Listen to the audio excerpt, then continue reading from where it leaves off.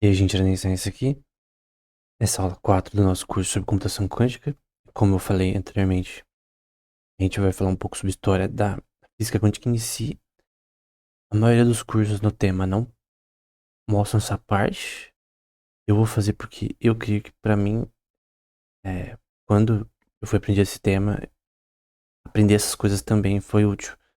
Então, não teria a computação quântica sem avanços anteriores. Entender isso também, na minha opinião, é relevante. Bom, primeiro eu quero dar um timeline da computação quântica em si. Aí você vê desde o começo do paper do Planck que a gente vai ver hoje, de forma superficial, em 1900, em outubro de 1900, em relação à constante, que leva o nome dele, né? Desde aqui até a construção dos primeiros computadores quânticos, né? Da D-Wave, que é uma empresa muito conhecida nesse setor, Xanadu, Microsoft, a, o Sycamore da Google, a IBM, é uma empresa que tem feito grandes avanços no tema.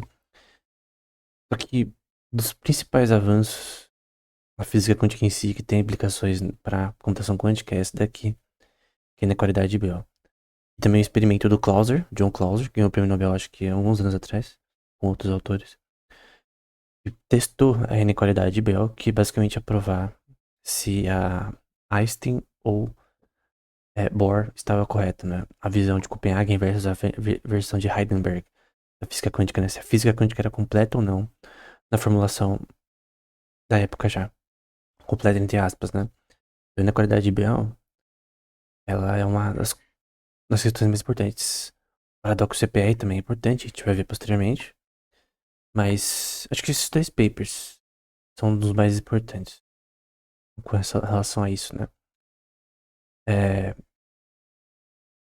outra questão é o início da computação quântica em si nos anos 2000. Que, por exemplo, First Trap Ion Quantum Computer, usando NMR, né? Os primeiros computadores quânticos ali foi uma parte fundamental para ver que aquele negócio realmente poderia ser feito fisicamente, não era só teórico, né?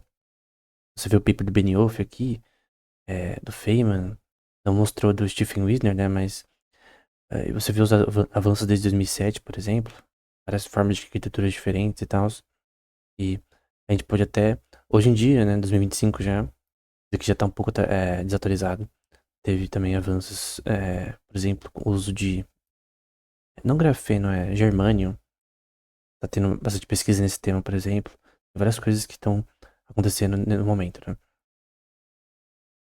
Bom, eu queria também citar um pouco de avanços em Quantum Biology, que eu creio que também é importante. Principalmente o que é chamado de condensação de Froelich, que tem muitas implicações para computação quântica, que foi publicado em 1964. Não tá aqui, mas condensação de Froelich é de um paper publicado, se não me engano, em 1964. É Long Term Storage, alguma coisa assim. É, é um dos mais importantes. Tem o paper, o livro, né, chamado What's Life, do Schrödinger aqui. O Bohr, em 1929, numa palestra, linkando biologia com a teoria quântica. O livro do Jordan, Física e os Segredos da Vida Orgânica. É, assim, é, vida orgânica é química, essencialmente. Metabolismo e coisas do tipo. Então, obviamente, tem implicações óbvias. E teve vários avanços. A magnetoreception de pássaros, né? Que tem o chamado criptocroma nos olhos de alguns pássaros. Permite que eles saibam onde é norte e sul para migrar, né? E aí tem explicações com condensação de fluido nesse tema. A própria fotossíntese, né? Com relação a essa questão de como a condensação de fluido permite essa questão de a fotossíntese ser feita de forma correta, né? Tem um paper aqui do Ingrid Flame em relação a isso. Enfim, a história de criptografia quântica, né? Desde a assim, a que eu conheço mais antiga é de César, né? Tem livros sobre história da criptografia. Normalmente começa com a criptografia de César. Então, que era um pouco mais simples, né? Você criava um alfabeto específico para criar uma língua, entre aspas, fictícia, para não é uma língua, né? Mas para criptografar ali sua mensagem. 50 anos antes de Cristo. A cifra de Wiener, muito tempo depois. Enigma dos alemães. A 10, que foi uma das primeiras aí. Hoje em dia não é aplicado mais, mas era aplicado para criptografia em softwares, na internet. Até a vinda do RSA, né? Que é criptografia de chave pública. Tem duas chaves, a pública e a privada, diferente da 10, por exemplo, que é uma chave só. Toda a ideia da criptografia pública é totalmente estranha, mas faz sentido.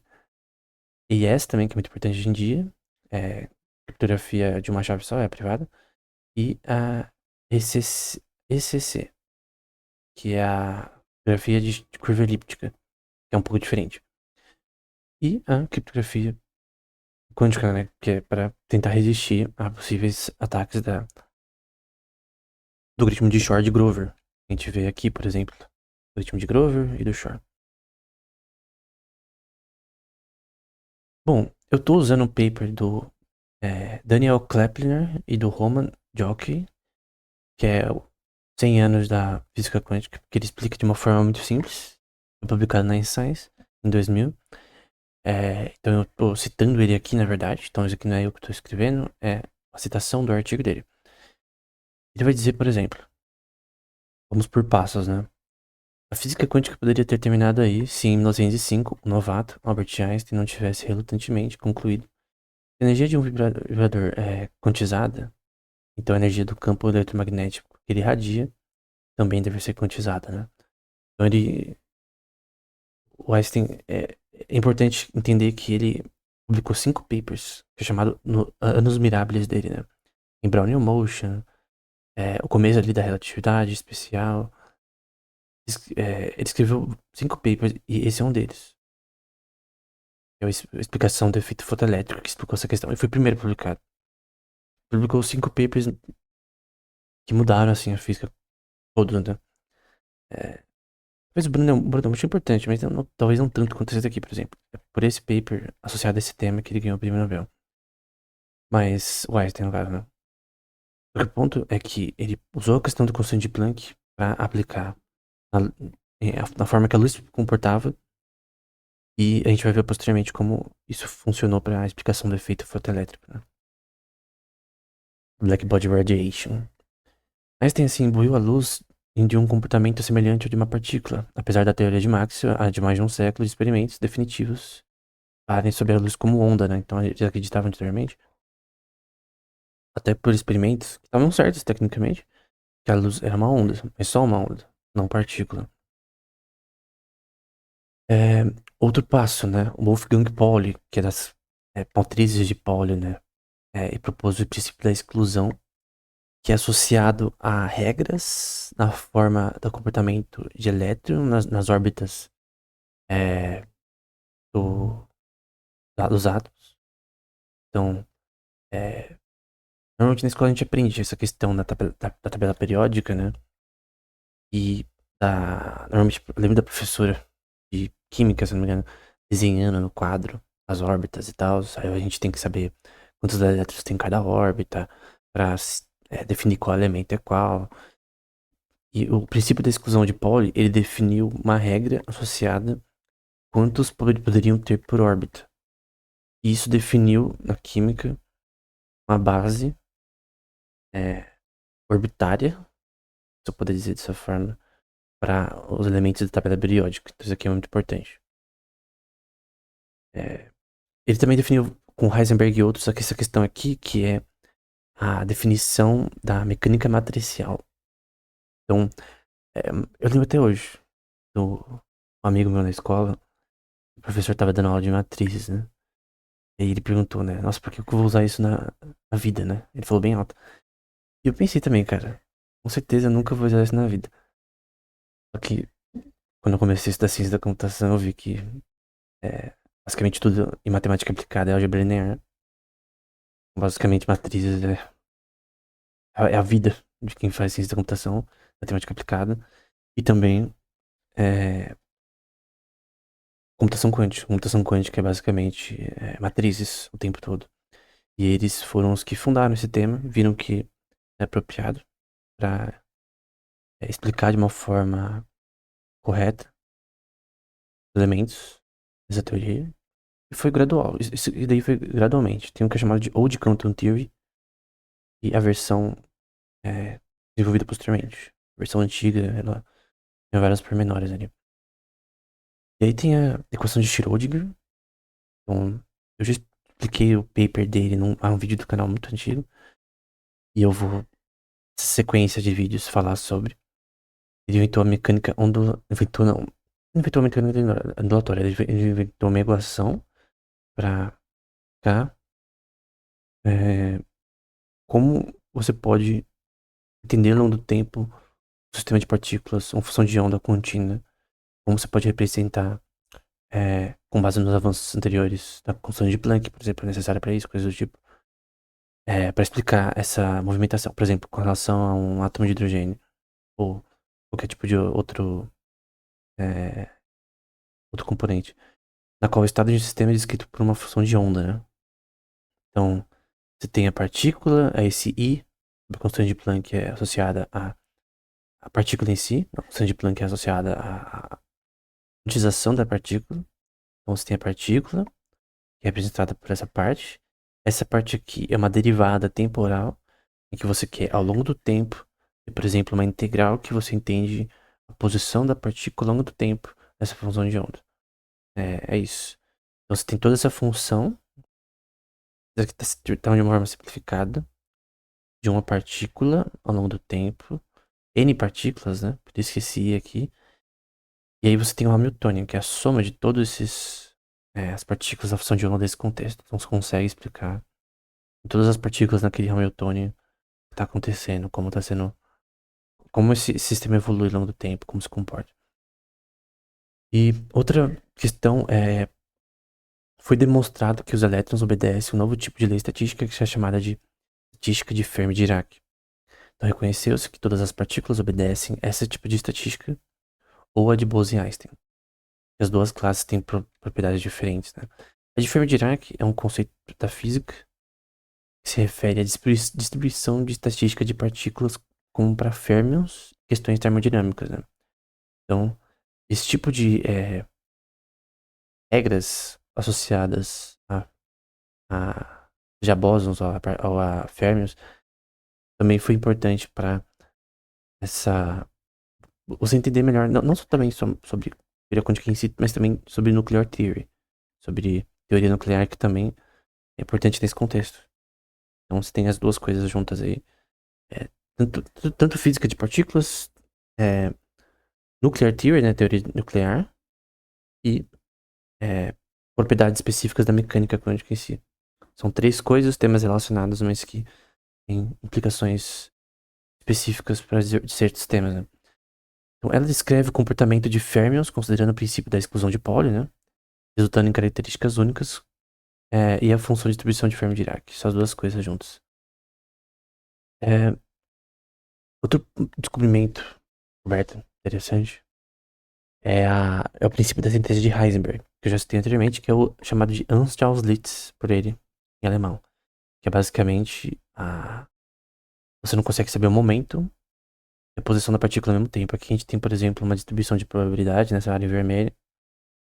E você tem a imagem que representa essa distribuição ao longo do tempo. Então é uma distribuição de densidade de probabilidade. Não é uma coisa só, são várias medições ao mesmo tempo. Esse X é de posição, então você vê a posição ao longo do tempo. Você está tentando medir qual que é a posição da partícula ao longo do tempo, ou das partículas, continuamente, da função de onda.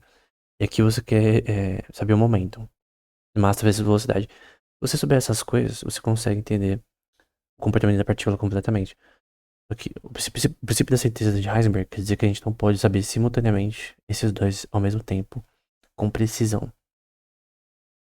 Você pode usar coisa que, por exemplo, Scott Harrison fala e Leonard Susskind fala bastante. Você pode usar essa questão de funções de probabilidade e densidade. Essa é a base da computação quântica em si, para fundar certo também. Funções de probabilidade e densidade. Isso é muito importante.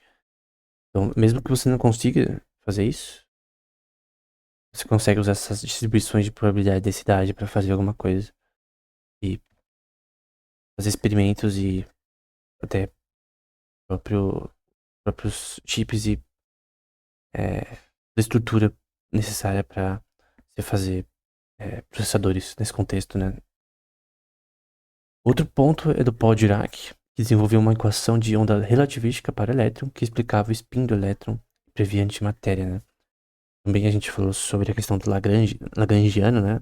Do Dirac em relação a você ter uma forma aplicação da mecânica clássica, da física clássica, funcionando na mecânica quântica para questões específicas ali em relação a funções de onda. Então, também está associado a isso daqui. Essa parte é muito importante. O Feynman exalta muito essa questão da aplicações da parte da mecânica clássica para quântica, como por exemplo do Lagrangiano de Dirac, a versão aplicada do Dirac, né? Então ele avançou muitos temas aí nessa questão. O que eu lembro do Dirac é da biografia do, acho que é Harishchandra, se não me engano. Foi Harishchandra. Foi um físico importante na Representation Theory, uma teoria que eu não vou falar aqui, mas ele que falou pro Harishchandra pesquisar sobre isso e virou o tema dele para o resto da vida. Eu sempre lembro disso. O Dirac é bem importante. Dirac lançou as bases da teoria quântica de campos, ao fornecer também uma descrição quântica do campo eletromagnético, né? Eu não manjo a teoria de campos, falam que é bem difícil e é, também é uma parte bem importante nessa questão. Bohr anunciou também o princípio da complementariedade, tipo filosófico que ajudou a resolver paradoxos aparentes da teoria quântica. Esse tem um livro, uma palestra, eu fiz uma resenha no Instagram sobre ela, que fala sobre o princípio da complementariedade e não é tão filosófico quanto parece. Esse é do ponto de vista filosófico em relação à física quântica. E tem duas palestras, na verdade. Essa, por exemplo, que é o Atoms and Human Knowledge. Tem no YouTube ela. Só que o áudio é ruim e ele fala muito lento. Já é um Bohr bem velho. Eu pessoalmente prefiro ler o livro, né? Dá pra entender melhor, mas pode ler a palestra também. E tem esse livro aqui também. Na verdade, só antigo, que é a discussão com Einstein sobre problemas epistemológicos, né? Ele conta, por exemplo, a história de ele conversando com Einstein na conferência de Solvay. Enfim, é bem interessante. E eu fiz um resumo no Instagram em relação a esses dois livros. Especificamente esse, que ele fala sobre a questão da complementariedade. E, em resumo, né? Bohr fala também sobre o princípio da complementariedade, que está associado ao princípio da síntese de Heisenberg.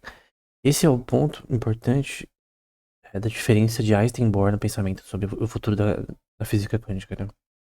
Em que o Einstein tinha uma visão pessimista sobre entanglement, que é o entrelaçamento quântico. Ele chamava de spooky action at distance, né? Uma ação estranha à distância. Achava que uma partícula a afetar uma B a certa distância, como por exemplo daqui até a Lua, você tem um feixe de luz que vai num experimento controlado, né? Daqui até a Lua e você tem essas partículas com esse entrelaçamento. Ele achava estranho. É importante que citar que isso não viola a relatividade, tá? Não tem como você comunicar mais rápido que a luz usando entanglement. Esse é um ponto importante que eu já falei num podcast já sobre comunicação superlúmica. Então, o que ele quer dizer, embora espaço, tempo e leis de conservação de energia e massa são uma coisa só na mecânica clássica, e essa conservação de energia e massa tem muito a ver com os teoremas de Noether, invariantes que se cancelam no contexto sobre conservação de energia e massa no universo como um todo. E tem tudo a ver com grupos simétricos na física e com esse conceito básico sobre conservação de energia, que é muito importante, é essencial. O tempo e espaço, conservação de energia e massa, tempo e espaço você pode definir, por exemplo, usando o Minkowski Space, antes desse ter Space, que é uma forma matricial, né? De novo, matrizes. para mostrar a importância de se aprender matriz em relação à estrutura do espaço-tempo, né? O Minkowski Space é com quatro é, variáveis, né? E na quântica, esses dois complementam o outro. Então, na clássica, na física clássica, é uma coisa só, tempo e espaço. Você pega uma bola, você joga do alto de um prédio, tempo, espaço e as leis de conservação de energia e massa estão ali. Agora, quando a gente está falando sobre átomos, sobre a interação entre eles, entre partículas, gráficos de Feynman, coisa do tipo, esses dois complementam o outro. Essa é uma diferença importante. Esses dois, eles estão relacionados, mas eles não podem ser explicados conjuntamente e simultaneamente. E a gente está falando sobre o princípio da síntese de Heisenberg, associado à posição e momento da partícula, mas ele pega isso e abrange para espaço-tempo e conservação de energia e massa, que tem a ver com isso. Espaço-tempo com a posição da partícula e as leis de conservação de energia e massa com relação ao momento e aspectos com relação a isso. Então ele está falando que esses princípios são complementares, mas não podem ser explicados conjuntamente, e essa é a base. Como a gente deve pensar sobre a teoria quântica, porque ela está completa. Naquela época ninguém sabia quem estava certo, Einstein ou Bohr. No fim, Einstein estava errado. Essa é a realidade. E teve um experimento que provou isso. O experimento que provou isso foi o experimento em relação às inequalidades de Bell. As inequalidades de Bell provaram que Einstein estava errado e Bohr estava certo com relação a esse tema específico. E é, o experimento do John Clauser completou isso daí 10 anos depois do paper escrito pelo John Bell. Ele vai dizer também, eu vou dizer aqui, né, no caso, esse é o ponto de que Einstein com certeza pensava diferente de Bohr e Heisenberg. Embora não tenha tanto valor físico real, esse princípio tem uma noção pessimista da possibilidade de explicar a física quântica de forma que Einstein queria, né? Com aproximações quase absolutas, ou com o que é chamado de variáveis escondidas, ou hidden variables, que é o conceito de que você teria, tipo, a física quântica, por que a gente não tem, por que esse princípio de Heisenberg acontece? Na verdade, ele tá errado, é a gente que é ignorante sobre física, e se a gente soubesse mais sobre física, se a gente soubesse mais sobre algo que está escondido que a gente não conhece, as variáveis escondidas, a gente conseguiria eliminar essa noção de incerteza de Heisenberg. Mas eu posso já adiantar do artigo original do Heisenberg nesse tema que toda a visão dele de, desse princípio da certeza, ela não veio de teoria, ela veio de experimento. Heisenberg era um cara muito experimentalista.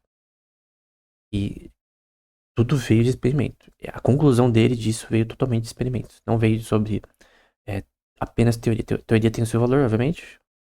O próprio Einstein era um físico teórico, não experimentalista. Mas uma coisa que eu posso salientar é que Heisenberg observou questões ali com relação à posição no momento da partícula, viu que não poderia ser calculado e criou esse princípio, né? Então esse paper aqui, ele mostra essa questão, essa visão do Einstein Podolsky Rosen, embora tenha alguns textos, né, em relação à relação entre o Einstein e Podolsky, que falam que o Einstein não concordou muito com a versão final desse paper e da forma como foi publicado no New York Times. Publicado de forma sensacionalista, né? Esse paper, ele é muito importante. Pares e Pierre é um termo usado até hoje, mas em algumas questões ele estava errado. Ele aceitava a superposição de partículas, mas não entrelaçamento quântico. Então, fica claro que superposição de partículas era aceito nesse paper, teoricamente, mas não entrelaçamento quântico. Então, após isso, Heisenberg lançou as bases da teoria da estrutura atômica ao obter experimentalmente, né, uma solução aproximada da equação de Schrödinger para o átomo de hélio e depois de hidrogênio, né, a tabela periódica. E aí a gente vai para o paper do Planck, né. O paper do Planck, ele foi escrito pelo menos terminado em outubro de 1900. Foi publicado em 1901 pelo Annalen Physik, que era o jornal principal ali, que era publicado ali na Alemanha. Artigos nesse contexto, tinha outros também. Basicamente, ele é onde se encontra pela primeira vez a constante de Planck. E tem a explicação do que é chamada de lei de Wien, eu acho que é Wien, que é com W-I-E-N, que é associado ao Blackbody Radiation, que eu já vou falar. Então, essa era a constante original de Planck, que é o H. A gente usa com tracinho para definir a questão da derivada ao longo do tempo dela, quando tem tracinho. E desse paper, ele se originou o paper do Einstein em 1905, 4 anos depois, 5 anos depois, tecnicamente, depende do mês. 4 e poucos anos depois, também no Analyzer Physics, é o paper sobre o efeito fotoelétrico. Esse paper que faz o Einstein ganhar o prêmio Nobel. Eu quero só levantar alguns termos, como elementar quanta e outro termo, energy quant, um tiny, na verdade. Tiny? Não, é quant, energy quant. Que são termos aqui da origem terminológica, né, em termos, origem talvez em, em questões linguísticas do termo quanta aplicada para mecânica quântica. Esse quanta não se originou necessariamente nessa época. Já era um termo usado para outros contextos, até na física clássica. Mas no contexto de física quântica em si, quanta foi usada nessa forma de escrever a luz como partículas. E aí esse termo pegou, né? Por isso mecânica quântica ou física quântica tem a ver com essas propriedades menores, né? E aí, qual que é o problema que tá para ser resolvido? É relacionado à lei de Wien. Eu não tô usando, colocando a equação aqui original, mas a gente tem um poder de densidade em watts da luz, o espectro visível, em nanômetros, e a função de onda. Aí você tem a temperatura em Kelvin, e você tem a superfície sólida de um corpo que você aquece até atingir esse espectro de luz. Então é a comprimento de onda no pico, a curva de radiação do corpo negro ou corpo escuro, dada uma temperatura, né? E tem a lei de Wien que descreve aqui, por exemplo, em 483 nanômetros, né? Aqui você vê que a poder em watts está no máximo aqui. Então seria um limite. É, e aí você pensa, ok, você está aquecendo um corpo e você está tendo um efeito associado a ele específico. Só que não tinha uma explicação do porquê isso acontecia.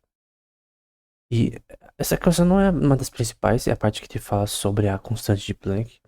Mas eu curti só pra tentar mostrar a parte do pensamento com relação ao corpo negro que Einstein vai desenvolvendo ali.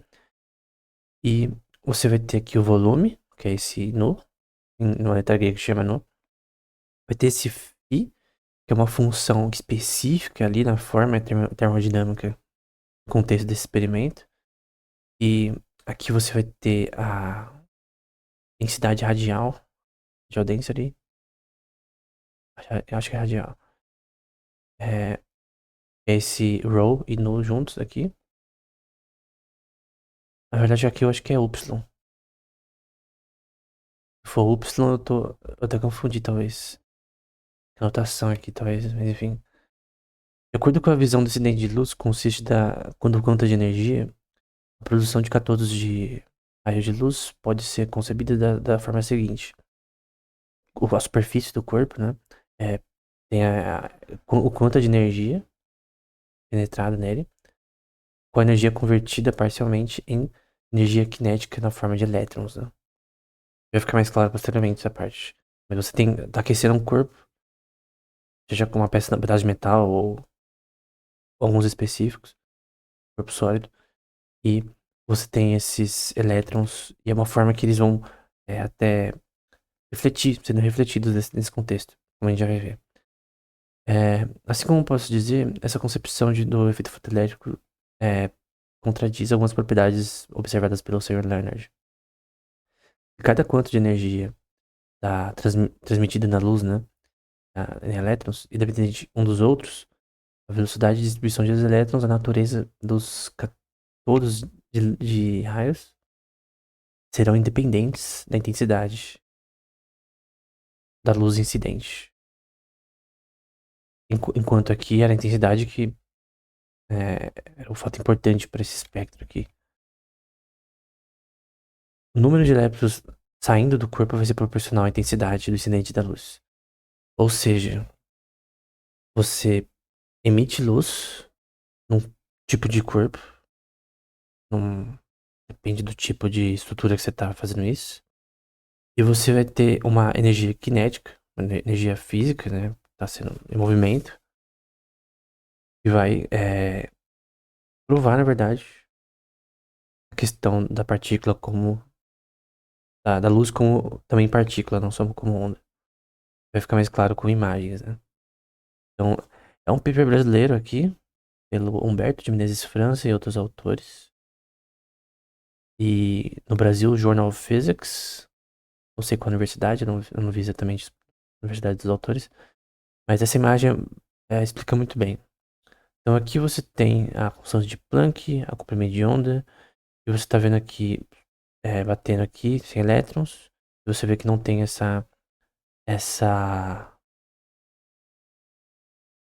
repulso, né? Não é repulso o nome, mas essa, entre aspas, refletividade, né? Em relação aos elétrons, porque tá muito baixo. Aí você vê que vai aumentando, você vai vendo que é proporcional, né? E o Einstein disse aqui, né? O número de elétrons dentro do corpo vai ser proporcional à intensidade da luz incidente. Então, quanto mais forte a luz aqui, mais ele vai ir para cima aqui, no caso. Com um certo ângulo específico que tem uma propriedade de padrão nesse contexto, né? Não é aleatório. Tipo, não é pra qualquer lado, que tem um ângulo ali específico que a gente pode ver posteriormente. Você vai ver que a quantidade vai aumentar em metros por segundo a velocidade. E também a altura que o negócio vai, né? Ele vai também dizer, né? Nós precisamos, então, assumir que a energia cinética de um elétron vai ser produzida de muitos quantas de energia de luz. Quando a gente está falando sobre quanta de energia, como a gente está vendo aqui, energy quants. Então, esses quantas de luz, eles basicamente uma propriedade da luz em si, em questão de partícula e não como onda. Para nós, obviamente, é óbvio, mas naquela época não era nem um pouco óbvio, era totalmente estranho, na verdade. A maioria dos experimentos falavam que era onda. Como que é partícula também? Como as duas coisas ao mesmo tempo? Como uma coisa pode ser partícula e onda ao mesmo tempo? Tem outros experimentos que eu não vou mostrar aqui, que mostram isso com mais clareza também. Mas tem esse daqui, por exemplo, você tem o metal de sódio, e aí você tem a questão de propriedade como partículas, né? A mesma fita de antes. Você tem a luz vindo aqui nesse tipo de metal e os elétrons sendo injetados na superfície. Só que você tem que ter uma quantidade necessária para energia cinética ser suficiente para fazer isso daí. Então, ela vem como onda, mas você vai ver partículas sendo jogadas. A parte vai ser absorvida também, né? A gente tá falando de um corpo que vai ser iluminado, né? E pode estar, vai estar essa questão termodinâmica está sendo absorvida também nesse contexto. E também outro experimento do Davison Germer. Você tem o scattering de elétrons, um cristal de níquel, que aí você tem propriedades de onda. Você tem dois experimentos. Um prova que a luz tem propriedade de partículas, parcialmente. E outro que tem propriedade de onda. Então esses dois elementos são importantes.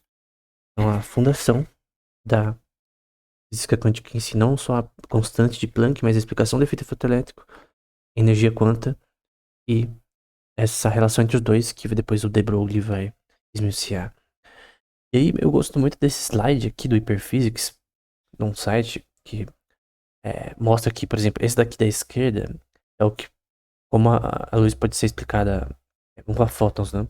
Pode ser explicado em forma de onda e como partículas. O efeito fotoelétrico não consegue explicar que parece uma onda.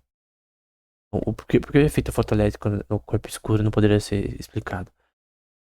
Porque Não se sabia que era como partícula também, que era visto a luz, né, ainda, né? Só como onda. Essa é a essência. E aí, e tem a questão de partículas, né? Então, tanto a reflexão, refração e o efeito fotoelétrico mostram que a luz se comporta como partículas, mas coisas como interferência, difração e polarização tem mais visão de onda do que partícula. Então, tem todas essas coisas com relação à luz que tem propriedade de partículas ou de ondas, mas você vê que só o efeito elétrico não poderia ser explicado como com ondas, né? Com a explicação de que a luz era somente ondas. E isso é muito importante. E tem esse paper do Luiz de Broglie, na verdade é uma palestra dele do Nobel. Então, é legal que todas as palestras do Nobel tem online pra baixar. E essa aqui é de 1929, na parte de física. E ele ficou conhecido, quando você faz um curso de física quântica, é um dos primeiros caras que você ouve. Nas primeiras aulas, talvez até na primeira. E eu vou mostrar a derivação dele, da, da equação que ele descobriu, que parece simples, mas não é tanto. Tem a ver com tudo que a gente viu anteriormente. Aqui é ele falando nesse paper, né? Em vez de assumir, como na teoria ondulatória clássica, uma fonte de luz emite radiação continuamente, é necessário assumir ao contrário, ela emite quantidades iguais e finitas quanto? Iguais e finitas na constante de Planck. A energia de cada quantum tem, além disso, um valor proporcional à frequência V da radiação. Então, a frequência V, a gente vê, por exemplo, aqui. A frequência aqui. E, e é igual a HV, porque a gente tem a frequência da V da radiação, e H, que é a constante de Planck. H é uma constante universal, por isso chamada de Planck. Embora esse negócio de constante, uma coisa que Feynman fala muito. Constantes são as aproximações. Em certos contextos, elas não são o valor exato que é derivado normalmente. Então são aproximações de efeitos físicos. Mas não necessariamente sempre são fixos quanto parece. E aí você tem também aqui a questão da derivação, você tem energia, que é igual a H vezes frequência, que é o H é a constante de Planck, ou W igual a H vezes V, né? Que é o constante de Planck vezes a frequência. A constante de Planck vezes a frequência. Pronto. Quem não sabe, a luz tem várias frequências. Eu não coloquei um slide aqui, mas. E aí você tem esse zero aqui, que é chamado nesse contexto de rest mass, em estado de repouso. Então a gente tem o mc ao quadrado do Einstein aqui, com relação à massa igual a energia. A gente tem aqui energia, em forma de. Que está sendo definida aqui como radiação, numa certa frequência. E a constante de Planck, então energia é igual a massa, enfim, é o conceito daqui. E a gente tá falando sobre bósons, né? Necessariamente. E aí você tem essa frequência e essa massa em repouso. Não sei se repouso, não sei se repouso é a tradução correta de rest mass. Às vezes você vai traduzir uma coisa para inglês para português, mas não sei se exatamente é isso. Mas enfim, esse beta é a razão entre a velocidade da luz da partícula. A razão entre a velocidade da luz. Não, a velocidade de uma partícula e a velocidade da luz. É um sobre o outro, dividido sobre o outro. E aí você tem essa questão que tem relação à movimentação desse contexto. Você está tentando entender essa função de onda continuamente. E aí, o comprimento de onda, que é o wavelength aqui em inglês, é o lambda, vai ser dado como o h dividido por p. E o p é o momento. Então, p é o momento, massa vezes velocidade. Por isso que a gente tem aqui, no caso... Na verdade, é tudo junto, né? Mas... Ele é a frequência, mas aqui fica mais claro. Mas, bom, momento necessariamente é massa vezes velocidade. E aí você tem a constante de Planck. Essa derivação aqui é a principal, em que você tem o P é igual no fim a o H per lambda, e aí usando aritmética básica, você coloca o lambda para a esquerda aqui na equação. E colocar o lambda para a esquerda na equação é o que mudou. Então isso daqui já tinha. O que ele mostrou foi essa versão diferente. Você pode falar, nossa, mas mudou quase nada. E eu sei que não mudou quase nada, mas essa mudança ela é relevante.